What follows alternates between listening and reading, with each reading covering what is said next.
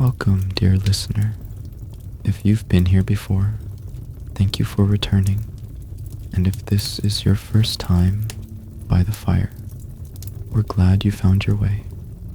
You've entered the quiet hour where stories don't ask to be remembered, but somehow still return. Here, beside the soft crackle of the fire, we don't search for answers, only gentle questions, in the calm rhythm of stories told slowly, one breath, one ember, one quiet step at a time. Tonight we follow a boy and a house that never stayed in one place, a house that moved, not on wheels, but on memory. While the world slept, this house wandered, and with it, something unseen moved through night after night, room after room. So settle in, let the wind rest outside your window, and let this quiet story unfold. No one believed the house was real. Not really. They said it was a story made for children, or bored travelers, or old men who had run out of things to forget. But in the village where the story began, they still speak of it in quiet voices. Not with fear, never with fear, but with the kind of hush you give to rain falling at night, or to the moment after a candle is blown out. They say the house has always been there, not in one place, but in many. They say it moves, not like a bird or a boat, but like a dream does. Each night it chooses a new spot, a hill, a valley, the shore of a lake, a place it has already known, or one it has yet to find. No one sees it move, no one hears it. You go to sleep and it is not there. You wake and it is a single small house, quiet, whole, perfect, and then, by morning, it's gone again. The first time Theo heard the story, he was sitting on the floor of the village library. It was raining outside, soft rain, the kind that makes windows sigh, and he was building a tower from old books no one borrowed anymore. The librarian, a man with white eyebrows and quiet shoes, sat nearby, sipping tea. You know, the librarian said, as Theo placed the final book on top. That reminds me of something. Theo looked up. There's a house, the librarian said, a house that never stays in the same place. Each night, it sleeps in a new spot. Theo frowned. How can a house sleep? The librarian smiled. Exactly. That night, Theo thought about the house. He imagined it with a red roof and crooked windows, standing in the middle of a foggy field. He imagined it blinking, if houses could blink, and stretching its wooden bones. And then, while everyone slept, lifting itself and walking away on silent feet. He smiled at the thought, but then he wondered, why would a house move? Was it looking for something? Running from something? Did it miss someone? Or had it simply forgotten how to stay still? He fell asleep with the question unanswered, and when he woke up, the thought was still there, tucked under his pillow, like a secret. The following day, he returned to the library, and the next day, and the next. Each time, the librarian told him a little more. There's no path to the house, he said once. You don't find it with maps. It appears where it chooses. Has anyone ever gone inside? Theo asked. Some say yes, the librarian replied. Some say no, but the house keeps its own stories. Is there someone who lives in it? Maybe. Maybe the house is waiting. For what? The librarian only sipped his tea. One evening, Theo stood in the garden behind his house. It was a clear night. The stars looked like forgotten thoughts scattered across the sky. He stood there, just looking, listening. And then, far beyond the trees, on a ridge he didn't know the name of, he saw something. It was small, square, lit from within, like a breath held warm. A house. Theo didn't move. He didn't breathe. He just watched. And then he whispered to himself, so quietly the air barely heard, "It's real." By morning, the house was gone. He ran to the ridge. There was nothing there, only bent grass where something heavy might have rested. He found a teacup, turned on its side, still, warm. A single red thread clung to its rim. Theo didn't speak of it to anyone. He took the cup home and placed it on his shelf. It felt like the beginning of something. That night, he brought out a notebook and began a map. He didn't know where to start, so he drew a circle. Then he marked where he had seen the house. Then another mark for the library. Another for his own house. He stared at the page until his eyes hurt. He added stars to the corners, for luck. "I'll wait," he said. And he did. For 3 nights, nothing came. But on the 4th night, he saw it again. On a hill, near the edge of the river. The house, still, silent, like it had been there forever. Theo stood across the water and stared. He didn't dare cross. Instead, he sat on the riverbank and watched the house glow in the dark. He brought out his notebook and drew it. The house had one window. The light inside flickered gently, and for the first time he thought he saw someone inside. A shape, a figure, not waving, not moving, just waiting. The next morning, he returned to the same spot. There was no house, only river, only silence. But on the grass beside where the house had stood, he found something. A napkin, folded. His name was written on it, not in his handwriting, but in a style that looked familiar. He opened it. Inside was a small, dry flower, pressed, preserved. He had given that flower to his mother when he was 5. He had forgotten all about it, until now. That night, he couldn't sleep. He sat by his window with a flashlight and his notebook. He drew lines between the places the house had appeared. He circled them. He looked for patterns. None came, but he kept the napkin beside him. The handwriting danced like someone thinking out loud. The librarian noticed the change. "You've been watching the house, haven't you?" he asked softly. Theo nodded. "It wants something from you," the librarian said. "That much is clear." "What?" The librarian folded his hands. "Maybe nothing. Maybe everything. But if it keeps showing itself, you must be part of its story now." Theo felt something tighten and soften at once inside his chest. He wasn't sure if it was fear or hope. Later that week, he found the house again. This time, in the orchard beyond the school. He didn't draw it. He just watched. The window was open. The wind was still. The house made no sound, but the door was ajar. And for a moment, just a moment, Theo thought he heard his own voice, humming a song he hadn't sung since he was a child. He backed away slowly. He didn't know why, but he promised himself, next time, he would go in. The morning after the house appeared by the river, Theo woke early, earlier than usual. The sky outside his window was still pale, caught between night and day. He dressed quickly, slipped on his shoes, and tiptoed past the kitchen, where the floor always creaked, holding his breath as he closed the door behind him. The town was quiet. Even the birds had not begun their songs. But Theo's footsteps knew where to go. Back to the river. Back to the place where he had seen the house glowing in the night. When he reached the hill, there was no house, only grass, only stillness.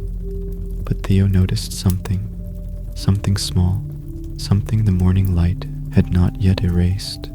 A footprint, pressed into the grass, software faint, but the same size as his own. He knelt beside it, not touching, just looking.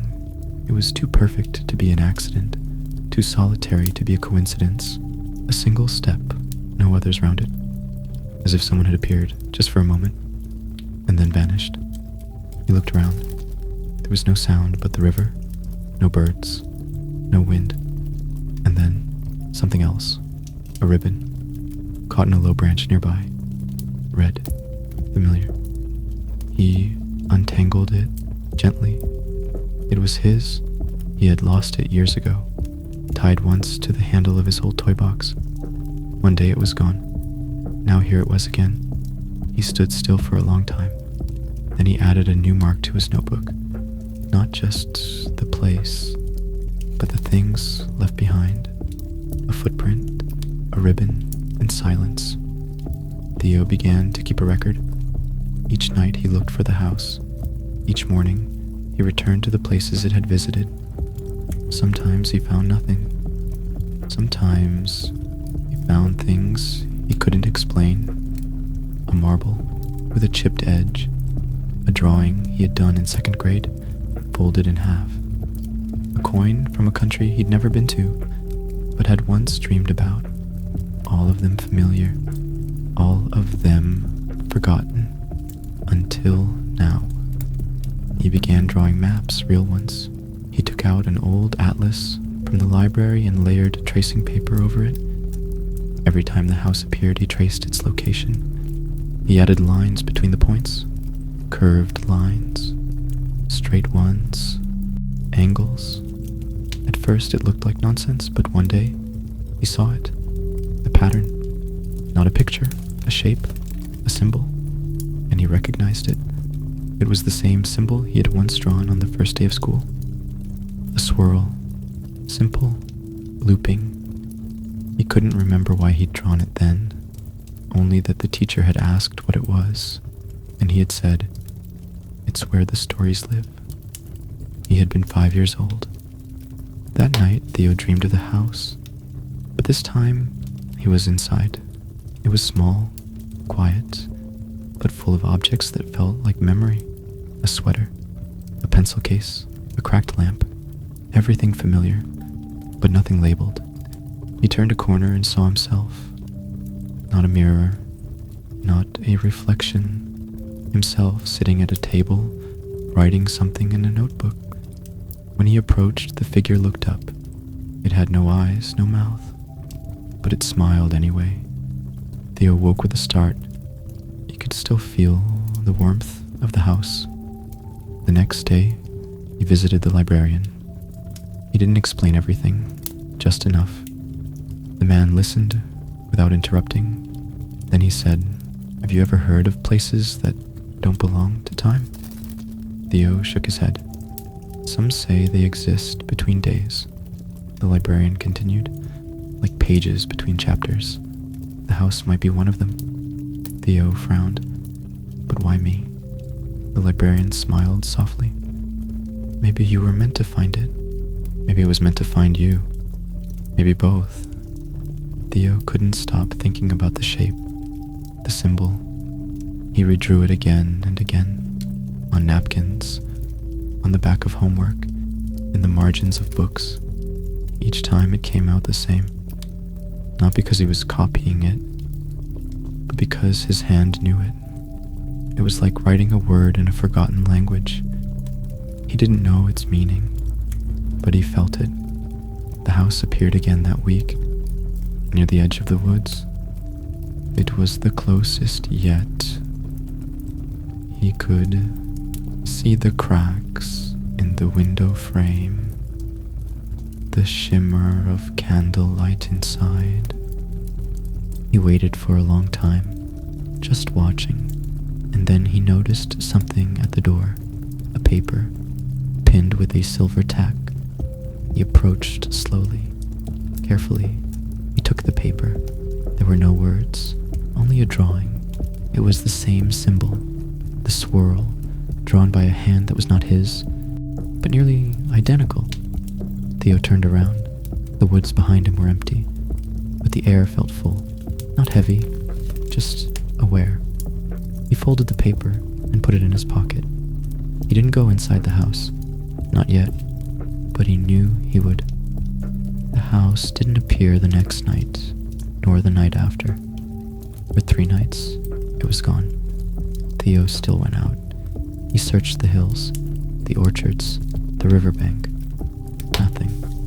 But on the 4th morning, he found something. At the end of his driveway, a shoelace. Knotted exactly the way he used to do it when he was 6. The double loop. No one tied shoes like that anymore. He sat on the curb and held it for a long time. He began to remember things, not from dreams, but from somewhere deeper. The sound of wind in a room with no windows, the shape of a chair made from books, a smell like old paper and mint. Were they memories, or just echoes? The librarian gave him a new book, not from the shelf, from under the counter. "Keep this safe," he said. "It's not about answers. It's about questions that know how to wait." The book had no title, only a symbol on the cover. Not the swirl this time. Something else. Something he hadn't seen yet. But somehow, he knew. It was coming. One evening, as the sky folded into dusk, Theo saw the house again. It was perched on the edge of a hill, overlooking the valley. Its chimney puffed a thin curl of smoke. Its windows glowed softly. But this time, the door was wide open, waiting. Theo walked to it, slowly. His hands were cold, though the air was still. He stepped inside. The open door did not creak. It didn't sigh or groan.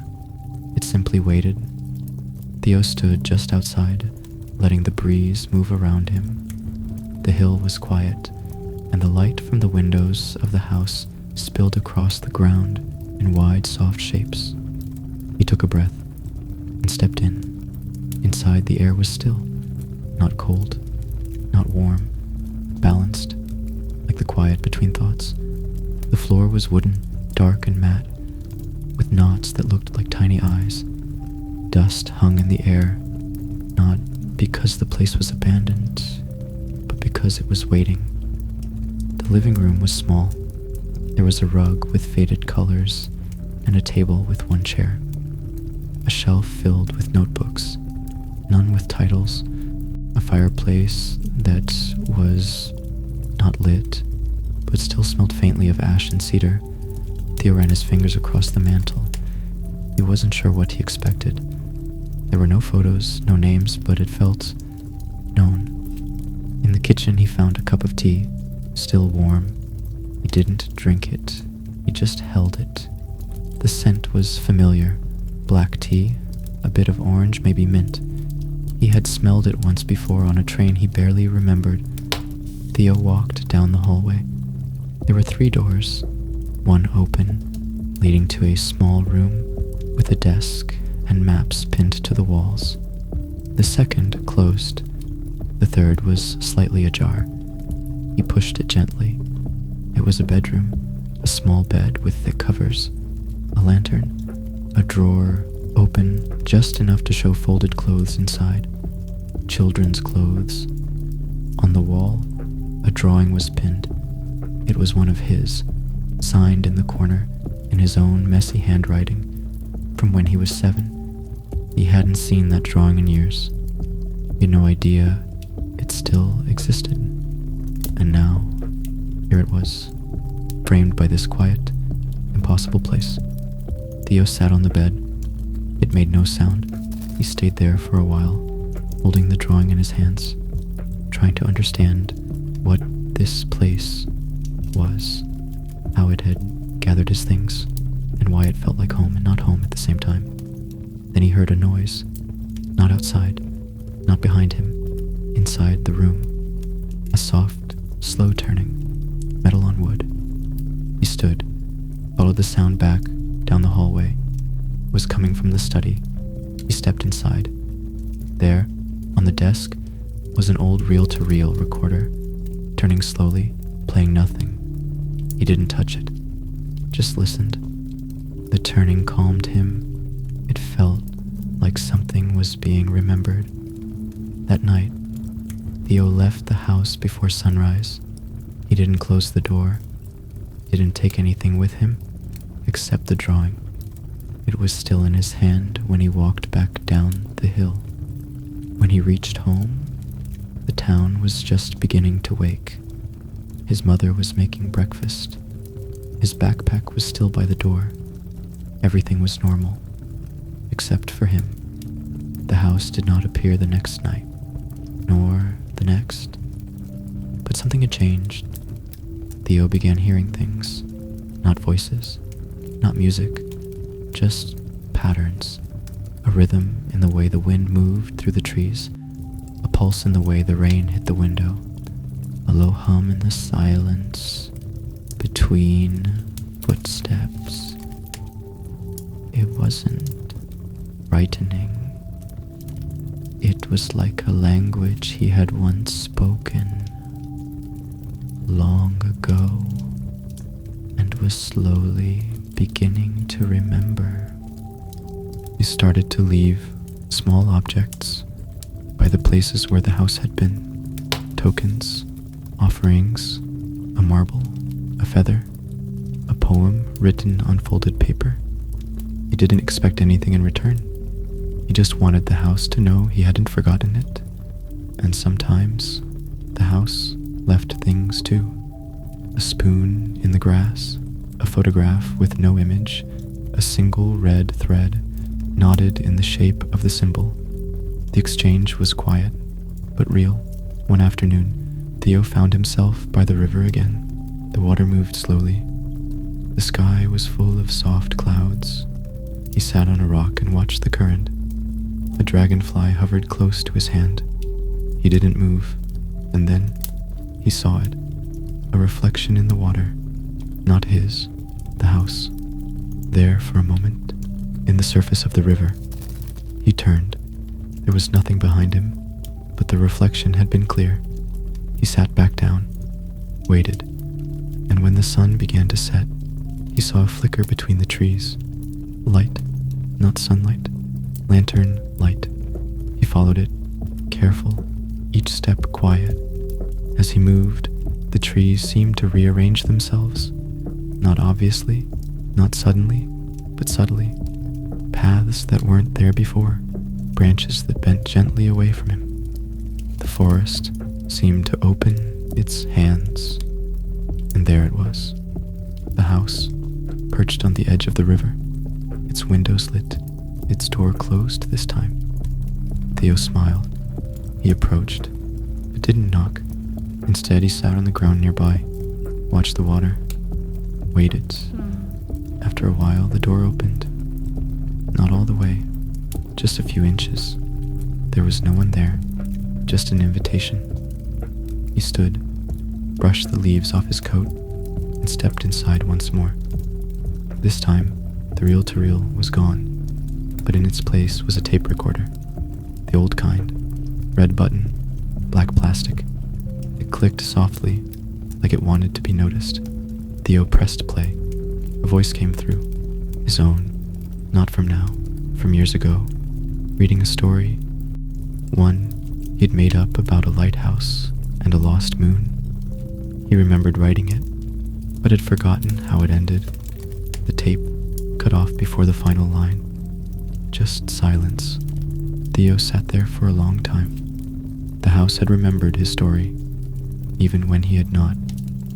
He wandered the house again, found new rooms. One was filled with books that had no titles, but when he opened them, the pages held things he had once said out loud, things no one else could have known. Another room had shelves of keys, each with a small tag, none labeled, and yet he felt sure he knew what each one opened. He didn't take them. He didn't need to. Just knowing they were there was enough. That night, he stayed until the stars were high. He stepped outside and looked up. The river reflected the sky perfectly, like glass. He turned back to the house. The windows were dark now. The door closed. Still, it felt alive, not gone, just in sleeping. He walked home in silence. The next morning, a letter was waiting on his windowsill. No stamp, no name, just the symbol on the front. Inside was a page torn from a notebook. In his own handwriting, but not written recently. He read it and remembered writing it one summer night, years ago. He had forgotten it ever existed. Now it had returned. Theo looked at his map, traced the lines, the symbol now complete. He had made a loop, a circle, but not one that closed. It spiraled outward, still moving. He sat down and added a new note to the edge of the paper. Some homes aren't built from wood or brick. Some are made from the things we forget and the people we used to be. The days were growing longer. The sun lingered just a little more each evening, and Theo found himself watching the light stretch across his bedroom wall, as though measuring something invisible. He had not spoken to anyone about the house, not his mother, not his teacher, not even the librarian, who always asked if he'd found any new stories. This one was his alone. But still, there were signs it had followed him home. The symbol began showing up again, not just on trees, but on the corners of his notebooks, on the misted glass of his bathroom mirror, on the edge of his dreams. Always the same spiral, always drawn with something that vanished before he could touch it. And then came the letter. It arrived not by mail, but inside a book. He had borrowed a collection of short stories from the library, dusty, soft-spined, forgotten on the lowest shelf. Inside on the third page was a folded piece of paper, unlabeled, just a single sentence written in looping graphite. There is a room that didn't exist yesterday. That night he couldn't sleep. He stared at the sentence over and over until the curves of the letters blurred into a quiet hum. When he finally drifted off, he dreamed of stairs. The next evening, the house returned. It stood at the edge of the marsh, its outline shimmering in the warm twilight, like it had been drawn in soft pencil and then smudged gently with a thumb. Theo approached slowly, barefoot, the grass still warm beneath his steps. The front door opened before he touched it. As always, the house said nothing, but it felt aware, like it had taken a breath the moment he stepped inside. The interior was familiar, same scent of wood and old paper, same quiet air that seemed to listen, but something was different. He walked down the main hallway, counting the doors, 1, 2, 3, and then a fourth, where the wall had always been bare, no hinges, no signs of construction, just a new door, pale green, paint chipped at the bottom like it had been there forever. Theo stared at it, pressed his hand against the wood. It was warm. He opened it slowly. Inside was a narrow staircase, spiraling gently downward, not steep, not dark, just uncertain. He took a breath and stepped down. With each footfall, the house seemed to breathe deeper, as if it had been holding this part of itself in. At the bottom was a room, round, stone walls, a domed ceiling that echoed even the softest movement. It looked ancient, but not ruined. In the center there was a table. On the table, an open book, and scattered around the floor, a collection of objects, not random, intentional. Theo knelt. There was a marble, blue and cloudy. He picked it up and gasped softly. It was his. He had lost it when he was 6 while playing near the old barn that had burned down. He'd looked for hours and never found it. but here it was. Next to it, a button from his favorite jacket, a pencil with bite marks, a folded note from a classmate he'd forgotten existed, all arranged with quiet care. He sat down slowly, ran his hands over the surface of the table. The book was empty, but as he opened it further, words began to appear, soft ink, rising like mist from the pages. The things we lose find their way here, not because they are important, but because you are. Theo's hands trembled. He looked around the room. It felt like memory made solid, not as a place of judgment, but as a sanctuary, a place where what was forgotten could simply rest. He stayed there for what felt like hours, sometimes crying, sometimes smiling, often both at once. And then he noticed the mirror.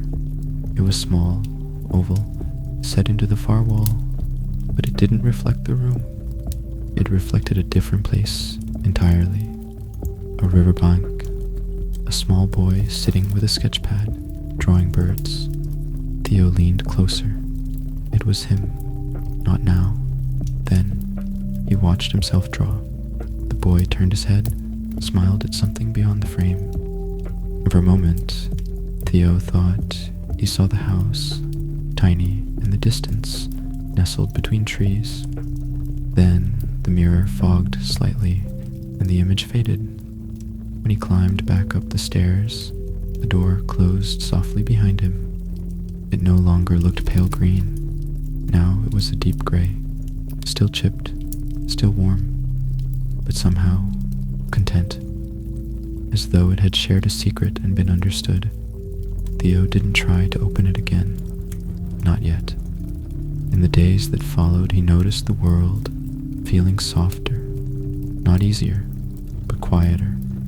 He took longer walks, drew more, listened to the wind more closely, and every now and then, the house appeared again, never twice in the same place, but always the same inside, always with a new detail waiting, a forgotten memory, a kind message, a room that needed visiting. One evening, he found a new envelope on his windowsill. Inside, a photo, black and white. It showed a man standing in front of the house, not smiling, just present. On the back, in faint pencil, he saw it too. That night, Theo dreamed of footsteps, not his. The next time the house appeared, it had something waiting for him in the hallway. A scarf, woolen, green, frayed at the edges. His mother had made it for him years ago. He had lost it on a school trip. She never got upset, but he always felt guilty. Now, it lay folded on the hallway bench. Theo picked it up, held it to his chest, and whispered, "Thank you." The days passed more quietly now. Theo no spoke about the house. He didn't need to. It felt like it was listening all the time anyway. Some days he waited for it to appear. Other days, it came unannounced, never threatening, never loud, just present, always present. One afternoon, as clouds rolled gently across the sky and the world felt unusually hushed, he followed a flock of birds beyond the familiar hills. And there it was, again, the house. But something had changed. The windows were open, all of them. It was the first time he had seen it breathing so freely, as if it had opened itself to the wind, to memory, to him. He entered without hesitation. The scent was familiar. Warm wood, old ink, a whisper of lavender. But this time the air carried something else. Dust, age, a weight he hadn't noticed before. And then he heard it. Footsteps, software, not ahead, not behind, below. He followed the sound down a narrow hallway he didn't recognize. The wallpaper was different here. Floral, faded, tinged with yellow time. The hallway ended in a curved door, oval, carved with the spiral. He turned the knob gently. Inside was a room he couldn't have imagined. It was filled with drawers, hundreds of them, each one different. Some wooden, some brass, some painted, some plain. No labels, no instructions, just drawers. He stepped inside. The door closed behind him, but not with fear. It was as if the house wanted this moment to belong to him alone. Theo approached the nearest drawer and opened it slowly. Inside, a crumpled ticket stub. Train to a town he didn't know. Dated 1956. The next drawer held a pressed flower, still faintly blue. Another, a child's drawing of the house itself, in red crayon. No name. Another, a torn page from a diary. I walked past it again today, still not sure it's real. Theo's chest ached. These weren't just objects. They were remnants, traces, memories of others who had found the house before him. He sat on the floor, cross-legged, still. One by one he opened the drawers. A tiny silver bell, a half-used candle, a music box that no longer played, and letters. So many letters. Some were folded tightly, unopened. Others had writing along the edges, looping sideways, like thoughts that couldn't be contained. He opened one at random. If you're reading this, I saw it too. I was 12. I thought it was a dream. It wasn't. The next letter had only one line. It moved because I needed it to. Theo felt tears rise, uninvited, unhurried. He wasn't crying from sadness. It was recognition. That feeling you get when you see your own thoughts written by someone else. When you realize you're not alone. He stayed in the drawer room for hours. Eventually he noticed something new. At the far end, one drawer was glowing softly. He approached it with slow steps, heart steady. Opened it. Inside, a photograph, black and white. The man again, but this time the image was different.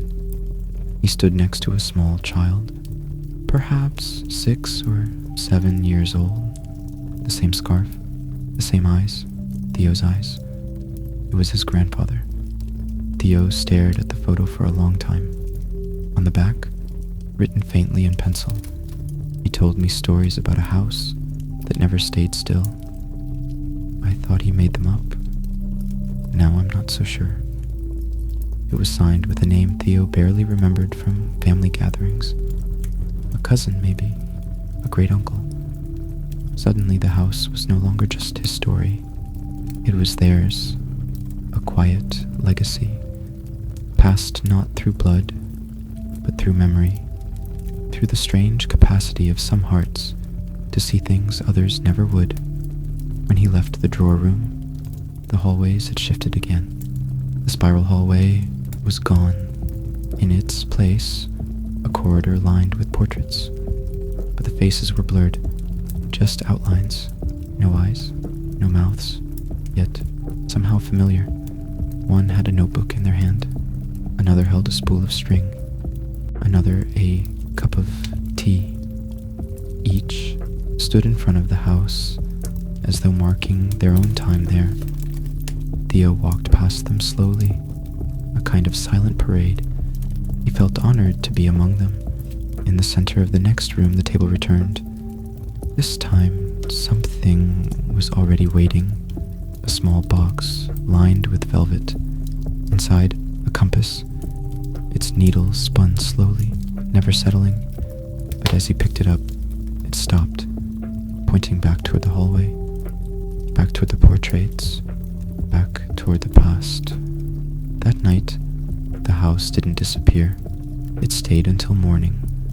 When Theo stepped outside, the grass was dewy, the wind gentle, but he felt heavier, fuller, like he had eaten something ancient and nourishing. He didn't look back. He didn't need to. The house would return when he was ready again.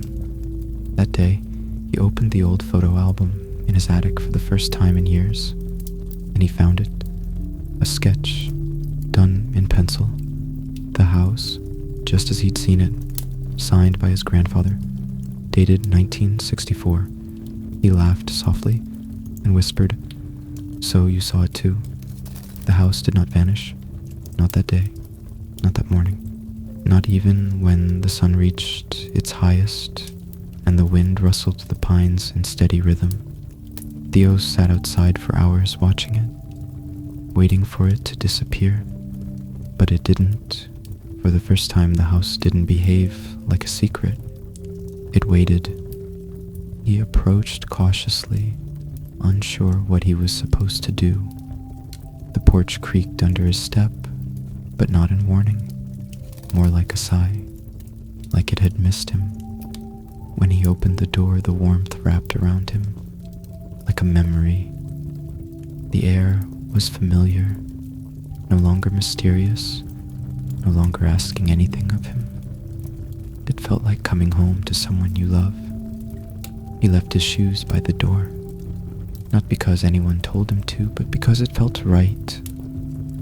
Inside, the rooms were different again, not rearranged, not rotated, just more open, brighter in a muted way, like early morning light filtering through curtains in a forgotten bedroom. He walked slowly through each space, letting the silence speak. He noticed things he hadn't before. Dust settled unevenly on picture frames. One corner of a bookshelf dipped ever so slightly, as if it had been leaned on too many times. A teacup on the kitchen table still had the faintest ring of dried honey at the bottom.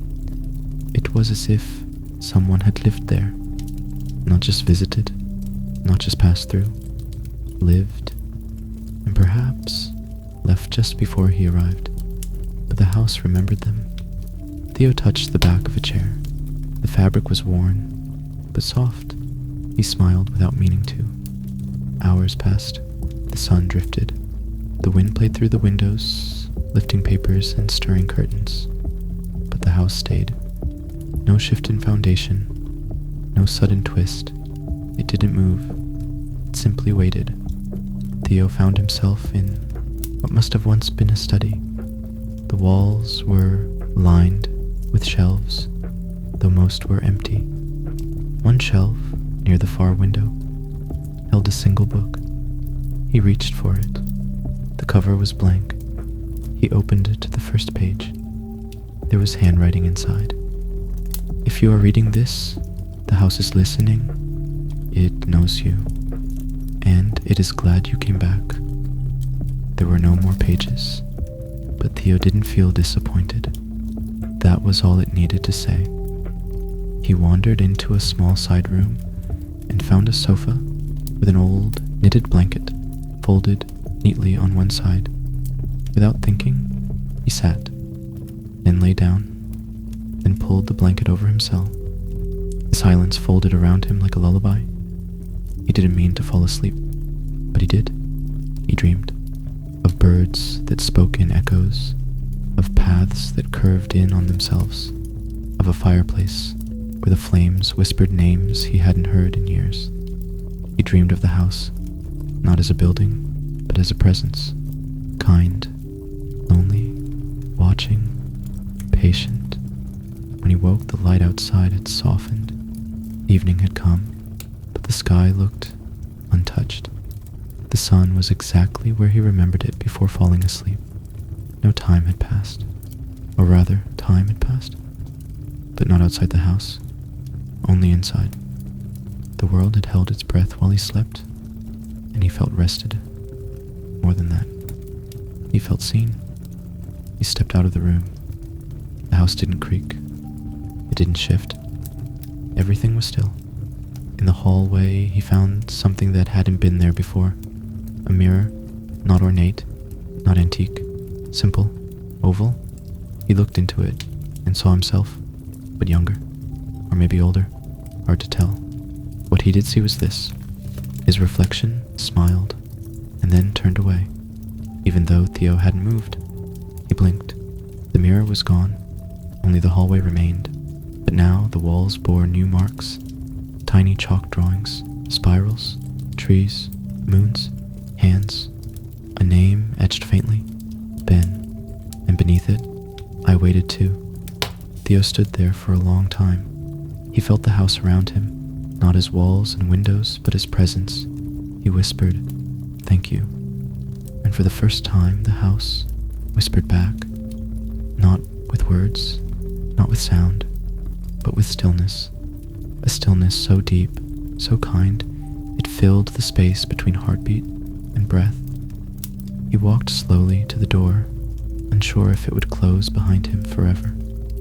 When he stepped outside, the world was as it had been.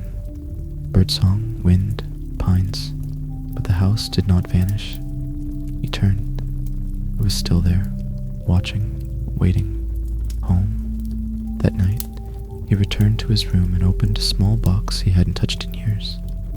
Inside were photos, old ones, family gatherings, birthday cakes, rainy afternoons, all the usual fragments.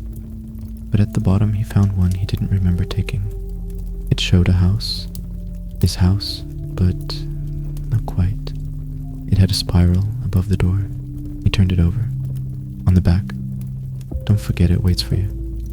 He smiled and left the photo on his nightstand. Just in case. The days passed, and the house stayed. It didn't move again. Not for a while. Not after that quiet morning when it waited, still and patient. And Theo began to wonder, what if it wasn't the only one waiting? At first, he didn't notice the changes outside the forest. His room looked the same. His books, his desk, his bed. But small things began to shift. A drawing he didn't remember making appeared on his notebook. A house, not quite like the one in the woods, but close. It had the same spiral above the door, the same crooked window. The colors were soft, as if drawn in a dream. He stared at it for a long time, then turned the page. The next one was blank, but he felt watched. Later that week, he went to visit his grandfather. It wasn't far. Just a short walk down a quiet road, past the bakery, past the broken fence, past the tree stump that looked like a sleepy dog. His grandfather was sitting outside on a wooden chair, polishing a brass compass. Theo sat beside him. They didn't speak much. They never needed to. For a while, his grandfather said, "You've been walking further lately." Theo blinked. "How do you know?" "You have the look of someone who's seen something new and didn't quite understand it, but didn't want to lose it either." Theo hesitated, then nodded. "I found a house," he said. His grandfather stopped polishing the compass. "What kind of house?" Theo described it, softly, carefully, like it might vanish if he said too much. The moving, the silence, the waiting, the way it watched without eyes, the way it knew him. When Theo finished, his grandfather sat very still. Then he said, "It found you." Theo's heart thudded gently. "You know it?" His grandfather nodded, eyes distant. "I saw it once, a long time ago. I was about your age, maybe younger." He smiled faintly. "Thought I had dreamed it, but some dreams leave footprints." They didn't speak for a moment. Then Theo asked, "Why did it come back?" His grandfather looked at the compass in his hand, turned it slowly. "Maybe because someone remembered. Or maybe," he added, "because someone forgot." That night, Theo searched his house for old things.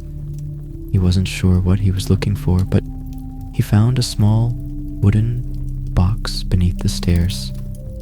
Inside were photos, not of him, not of his family, of strangers.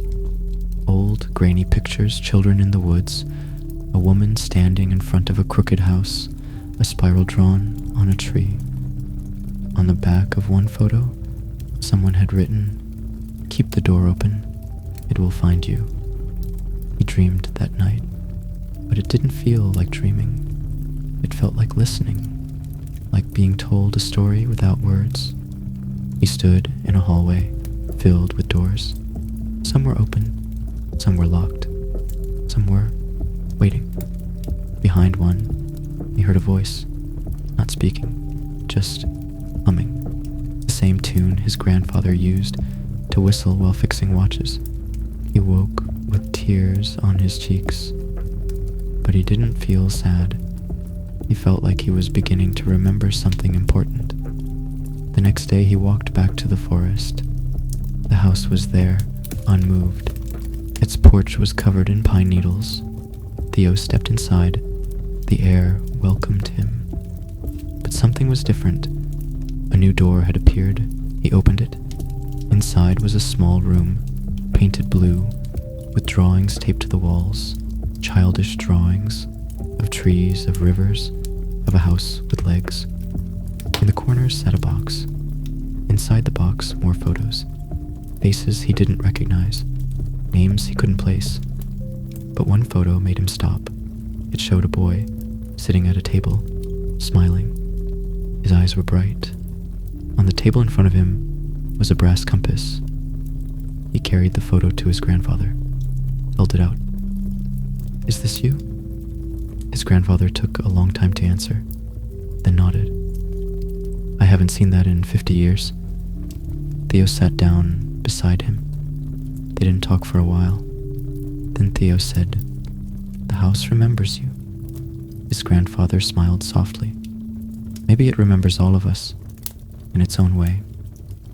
That evening, they looked through the box together. Each photo stirred a memory, not always complete, not always clear, but warm. The house had been seen by many, visited by few, entered by even fewer, and stayed with only those who needed it most. Theo asked, "Why me?" His grandfather turned the compass slowly. "Maybe because you listened. Most people forget how." From that day on, the house began to appear in his dreams more often, sometimes as itself, sometimes as other things. A hallway, a lighthouse, a library where the books whispered your name. But always, it felt like her, like the house had a soul, like she chose when to be found and who to open for. At school, Theo noticed another boy doodling spirals in the corner of his notebook. He didn't say anything, not at first, but the next day he left a note on the boy's desk. "Have you seen a house that wasn't there before?" He didn't sign it. The boy read it, folded it, didn't speak. But at recess he sat beside Theo on the grass and said, "Mine was on a cliff." They didn't need to explain more, not that day. Just knowing was enough. Over time, Theo began to collect stories, not on purpose, they just found him.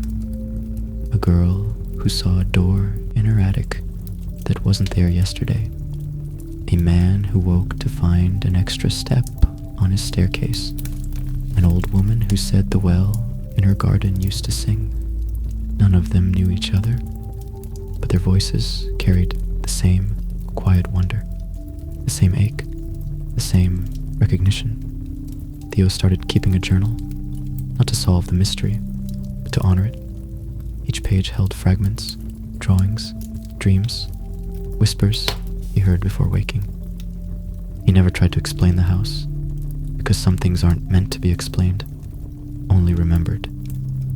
And then, one morning, the house was gone. He walked to the clearing. Nothing. Just trees, grass, silence. The spiral was gone from the tree. The air felt still. He sat on the ground and waited. Hours passed. Nothing happened. He felt a flicker of sadness, but also peace, because he knew now the house hadn't left him. It had simply moved, as it always did, but it would return when he needed it most. That night, he placed the compass on his windowsill. Beside it, a note. "I'm listening." Then he turned off the light and dreamed of doors. The house returned in the middle of a quiet afternoon, not in a dream, not in a vision, but there, solid, real, waiting beneath the trees like it had never left. Theo almost didn't believe it. It had been weeks, maybe more. He had stopped looking, stopped waiting, not because he didn't care, but because he had to, because nothing stays forever, even magic. But now, there it was, the same crooked roof, the same steps, the same soft hum in the air around it. But something was different. The house looked older. He walked around it, slowly. Paint was peeling that hadn't peeled before. The wind chime on the porch was tangled in vines. A window on the side was cracked, a thin fracture, like a scar. The house had changed, or maybe time had passed differently for it. He stepped onto the porch. The boards creaked beneath his feet, and the door opened before he touched it. Inside it smelled like dust and wood smoke. Not unpleasant, just unfamiliar. The living room was dim. His old blanket was still there, folded on the chair, but something pulsed behind the walls. The house had been dreaming, and now it was slowly waking. Theo walked slowly, careful not to disturb the silence. He passed the hallway, the little kitchen, the familiar corners where light used to fall in soft, golden beams.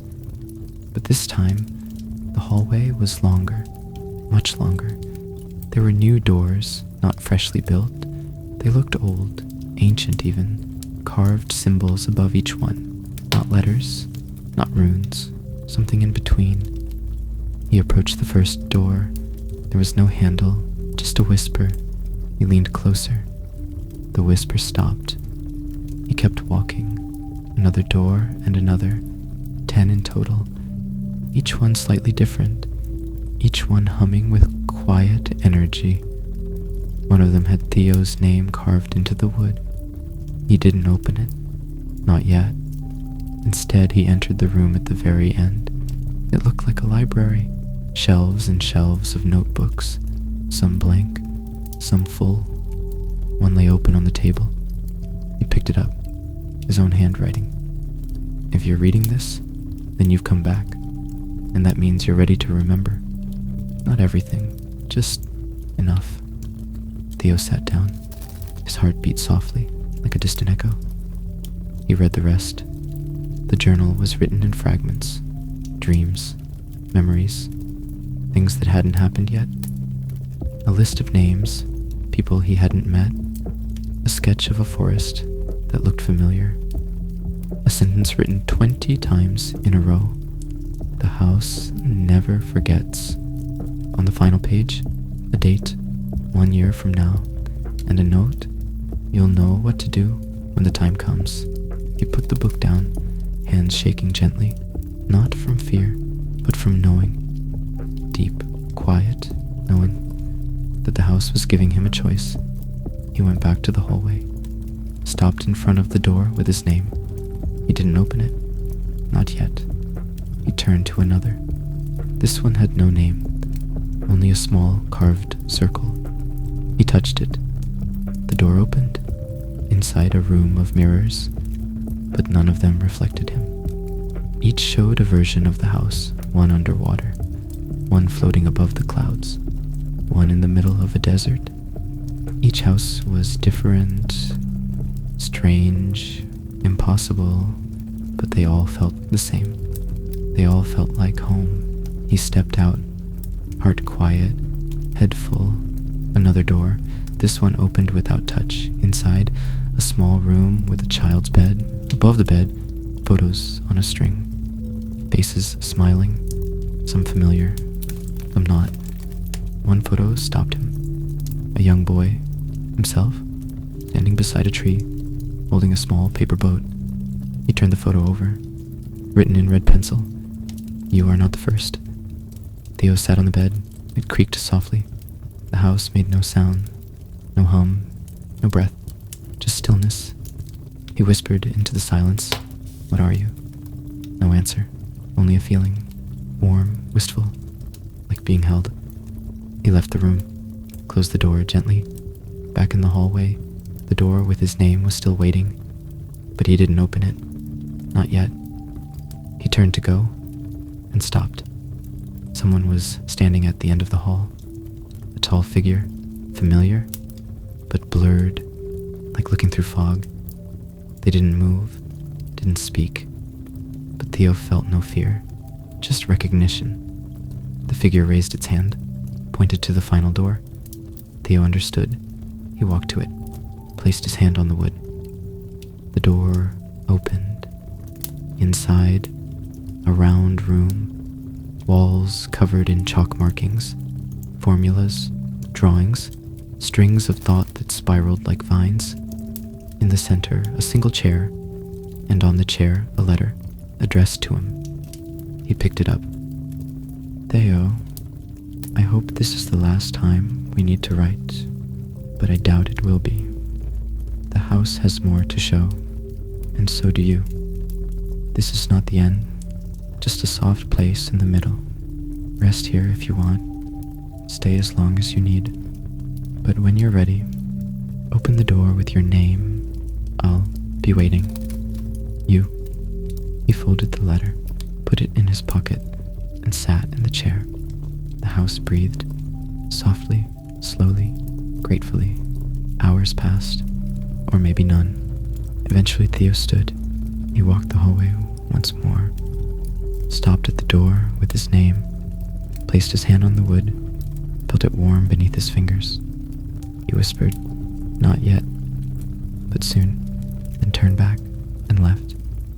Outside, the sky had changed, not in color, but in shape. The clouds curled differently. The shadows leaned gently toward him.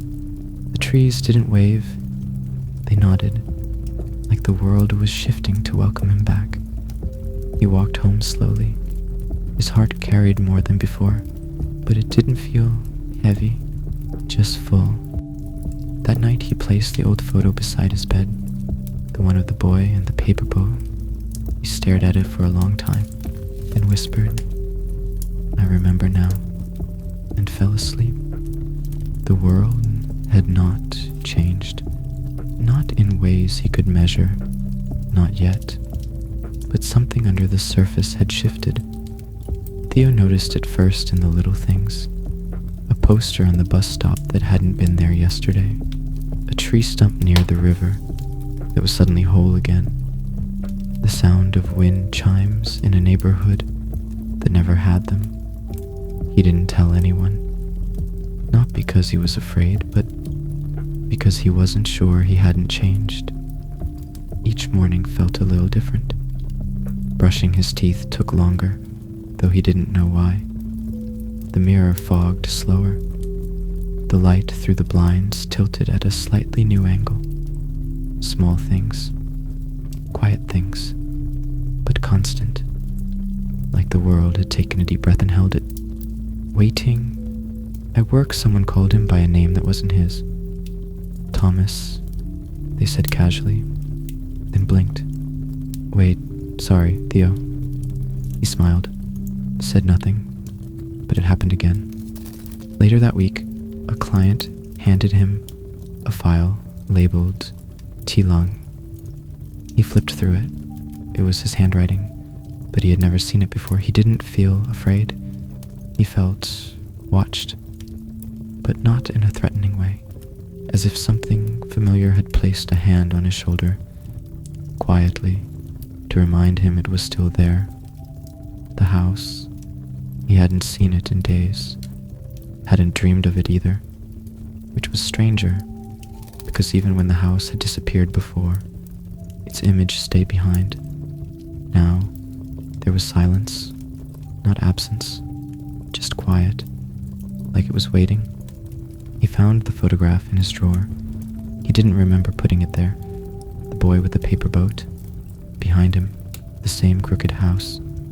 But this time, the boy's face was blurred, not faceless, just unreadable, like a memory refusing to resolve. He brought the photo to the park, sat on the bench under the crooked tree, and waited. He didn't know what for, but it came. A girl, maybe 15 or 16, sat beside him. She had a notebook and a red pencil. She didn't look at him, didn't speak, but she began to draw. Theo didn't watch at first. He kept his eyes on the trees. The wind was still. The air held something. A weight, a pulse, like sleep approaching. Then the girl tore a page from her book and handed it to him. A drawing of the house. His house. Down to the cracked window and the bent chimney. "Do you know it?" she asked softly. Theo nodded. "I used to visit it when I was little," she said. Her voice was calm, steady, but I never went inside. He looked at her. "You couldn't?" She shrugged. "I don't know, I think I wasn't ready." She turned the page over. 3 words written in block letters. "We all do." "Do what?" he asked. She didn't answer. Instead, she stood, folded the notebook page carefully, and tucked it into the folds of her scarf, then walked away. He sat there long after she'd gone. The wind returned. The trees shifted. Somewhere far off, a wind chime rang once, long and low. That night, he dreamed again. But it wasn't the house. It was the street he grew up on, the hallway of his old school, the stairwell in his grandmother's apartment. Each space subtly wrong. A window that shouldn't exist. A doorway too narrow. A painting of the house where a family portrait used to hang. In the dream, he opened a drawer and found a letter. Not all doors open out. Some lead in. He woke with the taste of wood smoke in his mouth. Later that day, he visited the library. It was quiet, dim and soils.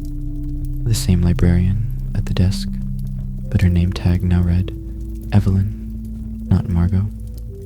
He said nothing, walked to the back, to the section where time always felt slower. He didn't search for anything in particular, but a book caught his eye. Architectures of Memory. Thin, unfamiliar. He pulled it down. Inside, sketches. Rooms within rooms. Structures with no entry or exit. A spiral staircase that ended in a mirror. And on the last page, a blueprint of a house that moved. No author, no publisher. He looked around. No one watching. He slipped the book under his coat. At home, he flipped through it again. A phrase was scribbled in the margin of one sketch. "The room you are in is never just a room." He set the book down, looked around his apartment. The shadows were different, not darker, just deeper. He reached for the light and stopped. His bedroom door was ajar. He always closed it. He was sure. He stepped forward. Inside, the room looked the same, but on the bed, a note, same handwriting as before. "You're getting close. That's why things feel distant. It means the center is near. Come when you're ready. The door with your name is open now." He folded the note, placed it in his coat pocket, then lay down on the bed, fully dressed, closed his eyes, and waited. Sleep came slowly, like fog rolling in, and then the house returned. He stood on the edge of a field. The grass swayed gently. Ahead, the house, crooked, tall, dreamlike, but glowing from within, as if someone or something had lit every room. The door opened without a sound. Inside, warmth. Not heat, not light, warmth. The kind that memory holds. He entered. The hallway stretched long, but there were no new doors. Just one. The one with his name. It was open. Inside, a single chair, a window, a table, and on the table, a mirror. No frame, no reflection. Just a surface that shimmered softly, like water. He approached, touched it. The mirror rippled, breathed, and for the first time it spoke. Not with words, with feeling. A flood of every moment he'd spent here. Every version of the house, every possibility. 1,000 selves whispering at once. You are the story. Theo didn't cry, didn't smile. He just stood there, whole, uncertain, ready, and somewhere, far off, a bell rang. Low, final, calling him forward. The night did not feel different. Not colder, not darker, just still. Theo stood at the threshold of the house. It did not lean. It did not breathe. It waited for the first time. It waited. He stepped inside. The air was warm, dry. No voices, no creaks, no shifting walls. Just a silence so deep. It wrapped around his ribs like a blanket. The hallways were the same as before. But this time, there were no extra doors. No mirrored versions, no impossible stairwells or gravity-defiant rooms. Only what had always been here, the truth beneath the dream. Theo walked slowly. The floorboards did not protest. He passed the kitchen, still dusty, the dining room, still missing one chair, the den, where shadows once danced across the ceiling. Each room was dimly lit, but clear. Like the house wanted him to see everything, one last time. He reached the room with the fireplace. The embers were not glowing, but on the mantel, a cup of tea, warm, his favorite mug, the chipped one with the faded constellation on its side. He sat, took a sip. It tasted like memory, not nostalgia. Memory, clear, sharp, quiet. The house did not hum, but it breathed with him, each inhale matched by the faint groan of the walls. Not from age, from rhythm. It was with him now. Not guiding, not testing, just with him. He stood again, left the cup behind. The stairs creaked this time, but not from movement, from farewell. Upstairs, the hallway was shorter than he remembered. It used to stretch into the unknown. Now it held only 3 doors. The first, the room where the boy with the paper boat once stood. The second, the mirror room now still. The third, the room that had always been locked. Until now. He opened the first. Inside, a single toy on the floor. A paper boat slightly bent. He smiled, closed the door. The second, a mirror again. This time, reflection was clear. Not perfect, not polished, just accurate. He looked older than he thought, softer too. Behind him nothing moved. He nodded to himself, closed the door. He reached the third, the door with no handle, no keyhole, only a round indentation, the size of a palm. He placed his hand there. It opened. The room was empty, no furniture, no windows. Only a circle drawn on the wooden floor, faint but shimmering. He stepped inside. The door closed behind him, but he didn't feel trapped. The walls were pale, the ceiling high and domed, like a quiet cathedral. He sat in the center of the circle, waited, and then the sound, like wind through leaves, like rain on distant glass, like pages turning themselves. It wasn't outside him. It was him, his memories, his fears, his longing. The house was singing, softly, through the parts of him that had always listened. A voice, gentle and without form, filled the space. You stayed. Theo didn't answer. He didn't need to. The voice wasn't seeking confirmation. It was acknowledging truth. The floor beneath him pulsed once, like a heartbeat, then again and again. The room did not move, but everything outside it did. He could feel the house folding in on itself, not collapsing, converging. Walls meeting walls, timelines meeting moments, versions of him meeting themselves. He closed his eyes, saw every room he'd entered, every door he'd opened, every step he hadn't taken, but might have. It was all real, all true, even if only here. The voice returned. What do you want to leave behind? He thought of 100 answers, but none felt right. Instead, he whispered, nothing. I want to carry it. The room grew quiet again. The circle beneath him shimmered once more. He felt warmth in his hands, in his chest, behind his eyes. Then, silence. Pure, deep, total. When he opened his eyes again, the room was gone. He stood in the field, the night sky above him. Stars clear. Behind him, nothing. No house, no door, no trail, just grass. He touched his coat pocket. The folded note was still there, but when he opened it, it was blank. Still warm, still alive. He walked forward. No path. Just instinct. He would not return. Not because he couldn't, but because he didn't need to.